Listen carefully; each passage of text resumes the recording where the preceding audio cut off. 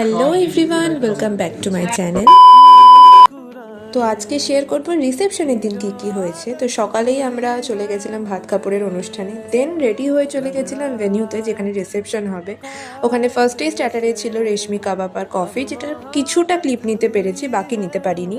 তারপর নিচে এসে অনেকক্ষণ ফটো সেশন করার পর ওপরে গিয়ে দেখলাম আমাদের নতুন কাকিয়ার ফটো সেশন তখনও কন্টিনিউ চলছে। অনেকটা রাত হয়ে গেছিলো, তাই সবাই বলল খেতে বসে যেতে। তো রাতের ডিনারে ছিল বেবি নান আর চানা মশলা, তারপরে স্যালাড আর ডিমের ডেভিল চলে এসেছিলো আমাদের প্লেটে।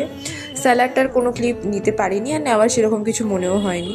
তারপরে পি রাইস আর কাতলা কালিয়া ছিল। তারপরে ছিল মাটন কষা। আর এরপর যেটা আমার সব থেকে ফেভারিট সেটা হচ্ছে ফ্রুট চাটনি, ওটা এতটাই আমার ভালো লেগেছে। তারপরে মিষ্টি, রসগোল্লা আর আইসক্রিম দিয়ে আমাদের খাওয়া দাওয়া শেষ করে চলে এলাম বাড়ি। আজকের জন্য এইটুকুই, দেখা হচ্ছে নেক্সট মিনি ব্লগে।